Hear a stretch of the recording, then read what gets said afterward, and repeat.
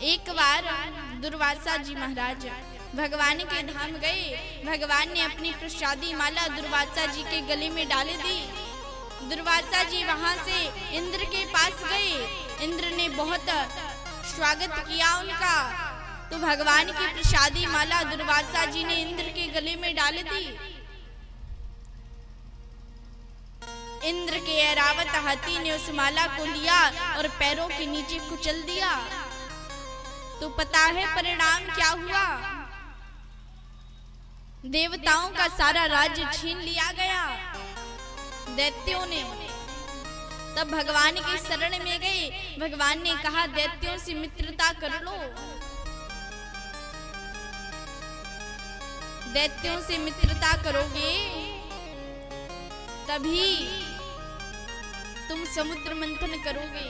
समुद्र मंथन में से अमृत कलश लेकर धन्वंतरी जी निकलेंगे और जब अमृत कलश निकलेगा मैं तुम्हें उसका पान करा दूंगा। तब तुम्हारी कभी मृत्यु नहीं होगी, अमर हो जाओगे तुम। देवता दैत्यों के पास गए, कहा मित्रता कर लो। जब समुद्र मंथन करेंगे तो अमृत कलश निकलेगा, उसका आधा आधा भाग करके बांट लेंगे। दैत्य तैयार हो गए। मंदराचल पर्वत को रई बनाया गया, वासुकी नाग को रस्सी बनाया गया, समुद्र के बीचों बीच रखा गया। और जैसे ही उसे मंथन करने लगे तो मंदराचल पर्वत नीचे की ओर धंसने लगा। तब भगवान नारायण ने कच्छप स्वरूप का अवतार लिया। बोले कच्छप भगवान की जय हो। मंदराचल पर्वत के नीचे आ गए, उसको फिर उठाया। देवता और दैत्य दोनों मंथन करने लगे। सबसे पहले उसमें से विष निकला। विष वह इतना हलाहल था कि देवता और दैत्य दोनों उस विष से जलने लगे। तब भगवान शिव की आराधना की, कहा प्रभु हमें इस विष से बचाइए। भगवान शिव ने देखा तो उस विष को अपने कंठ में धारण कर लिया। कंठ में इसलिए धारण किया कि भगवान शिव ने मन में विचार किया, अगर इस विष को मैं बाहर उगल दूंगा तो संसार में प्रलय हो जाएगा, जीवों की मृत्यु हो जाएगी। और अगर मैं इस विष को अपने हृदय में धारण कर लूंगा तो हृदय में तो राम जी रहते हैं, हृदय में तो मेरे परमात्मा रहते हैं, उन्हें कष्ट होगा। इसलिए भगवान शिव ने उस विष को अपने कंठ में धारण कर लिया। लेकिन वह विष भी भगवान शिव का भूषण हो गया। कई प्रकार के रत्न निकले, कामधेनु गाय निकली जो ऋषियों ने ले ली। उच्च श्रेवा नामक घोड़ा निकला जो राजा बलि ने ले लिया। ऐरावत नामक हाथी निकला जो इंद्र ने ले लिया। सुंदर धनुष निकला, अप्सराएं निकली, लक्ष्मी जी निकली, चंद्रमा निकले। लक्ष्मी जी को जब देखा सबने तो सभी मोहित हो गए। लक्ष्मी को देखकर कौन मोहित नहीं होता। सब लोग चाहते हैं कि मेरे घर लक्ष्मी जी आए, मेरे घर लक्ष्मी जी आए। लक्ष्मी जी उसी के घर आती हैं जिसके घर नारायण रहते हैं। अगर भगवान नारायण को अपने हृदय में बसा लोगे, घर में बसा लोगे, तो माता लक्ष्मी भगवान नारायण के चरणों की सेवा करने के लिए उन्हें भी आपके घर आना ही पड़ेगा। माता लक्ष्मी निकली, सभी लोग मोहित हो गए। माता ने कहा कि हम तो स्वयंवर करेंगे। सभी बैठ गए लाइन में। सबसे पहले देवता बैठे हुए हैं। देवताओं को जब देखा माता ने तो सोचा कि इनके पास तो सब कुछ है, लेकिन ये बड़े स्वार्थी हैं, बड़े सेल्फिश हैं। अपने मतलब के लिए कुछ भी कर देते हैं। इनसे विवाह करना उचित नहीं।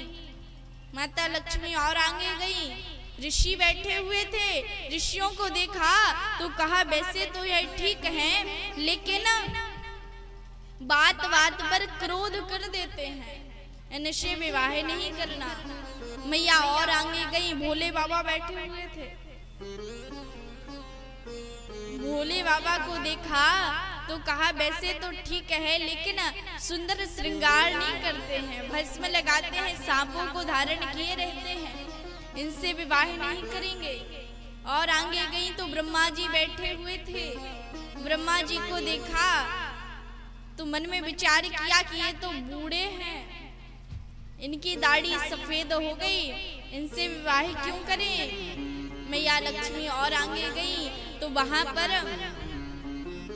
भगवान नारायण बैठे हुए थे, लेकिन भगवान नारायण नेत्र बंद कर बैठे थे। सब में तो मैया ने कमी निकाली, भगवान को भी नहीं छोड़ा।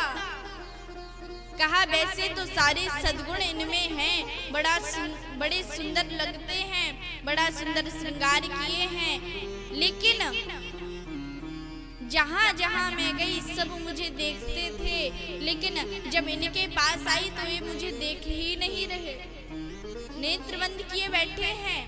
भगवान नारायण से कहा कि मैं आपसे वर्ण करूंगी। जयमाला निकाली और भगवान नारायण के गले में डाल दी। बोले लक्ष्मी नारायण भगवान की। जब मैया लक्ष्मी ने नारायण के गले में वरमाला डाली, भगवान नारायण ने चारों ओर देखा। जब व्यक्ति के पास में लक्ष्मी आ जाती है, धन आ जाता है, वैभव आ जाता है, तो वो अपने सगे संबंधियों को, रिश्तेदारों को भूल जाता है। लेकिन भगवान नारायण ऐसे नहीं। जैसे ही माता लक्ष्मी भगवान नारायण के पास आई तो चारों ओर नजर घुमाकर देखने लगे कि किसी के पास कोई बात की कमी तो नहीं। फिर से समुद्र मंथन हुआ। तब अमृत कलश को लेकर धन्वंतरी जी महाराज प्रकट हुए।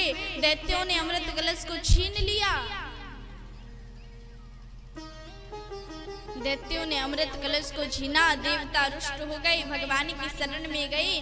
कहा आपने तो कहा था अमृत को हमें देंगे, दैत्य लोग तो लेकर चले गए। भगवान ने कहा चिंता मत करो, प्रभु ने मोहिनी अवतार धारण कर लिया। बड़े सुंदर लगते हैं भगवान, दैत्यों के पास में आए हैं। दैत्यों ने जब भगवान के इतने सुंदर स्वरूप को देखा, कहा कौन हो आप। भगवान बोले हम तो अप्सरा हैं, यहाँ पर आए हैं। दैत्यों ने कहा इस अमृत कलश को हम लाए हैं, आप इस अमृत कलश को हम भाइयों में बांट दीजिए, जिससे हमें झगड़ा ना हो पाए। माता लक्ष्मी भगवान ने देखा कि इनमें झगड़ा तो कराना ही है, रोकना थोड़ी ना है। भगवान बोले तुम कहां से लाए हो इस अमृत कलश को। दैत्यों ने कहा कि हमारे भाई जो देवता है ना, उनसे जीत कर लाए हैं। भगवान ने कहा कि अगर तुम दैत्यों से, देवताओं से अमृत कलश को छीन कर लाए हो तो दुनिया तो यही कहेगी कि दैत्य चोर हैं, अपने भाइयों को कुछ दिया नहीं। इसलिए तुम यही काम करो, दैत्यों को भी बुला लो। अमृत कलश में जो ऊपर ऊपर का पानी है ना, वो देवताओं को पिला देंगे, और जो नीचे नीचे गाढ़ा गाढ़ा अमृत है वो तुम्हें पिलाएंगे। दैत्यों ने कहा ठीक है। देवताओं को बुलाया गया। एक लाइन में देवता बैठ गए, दूसरी लाइन में दैत्य बैठ गए। भगवान सबसे पहले देवताओं को अमृत पान करा रहे हैं। जब अमृत पान कराने लगे तो एक दैत्य को भगवान पर संशय हो गया, डाउट हो गया कि ये जरूर भगवान हैं, अवतार लेकर आए हैं हमें मोहित करने के लिए। तो वह दैत्य सूर्य और चंद्र के बीच में देवता का रूप लेकर बैठ गया। भगवान ने जैसे ही उसे अमृत पान कराया, देवताओं ने कहा कि यह कोई देवता नहीं, यह तो दैत्य है। देखिए, भोजन में कभी किसी को कम और कभी किसी को ज्यादा नहीं देना चाहिए। भोजन में अगर कोई बैठा हो तो हिसाब से सबको भोजन परोसो। भगवान ने देखा भोजन में नहीं करना चाहिए कम, अमृत का उसे पान कराया। एक बूंद अमृत जैसे ही उस दैत्य के गले में गया, भगवान ने उसका सर धड़ से अलग कर दिया। उसका नाम पड़ गया राहु केतु। सूर्य चंद्र के बीच में बैठा हुआ था। उसकी जो रक्त की बूंदें हैं वह पृथ्वी पर पड़ी, तो पृथ्वी पर लहसुन और प्याज के नाम से हो गई, लहसुन और प्याज। इसलिए वैष्णव लोग लहसुन और प्याज का पान नहीं करते, भोजन नहीं करते, खाते नहीं हैं। देवता अमर हो गए। दैत्यों को पता चला, फिर से युद्ध करने लगे। देवता तो अमर थे, मरे नहीं, दैत्यों की हानि हुई।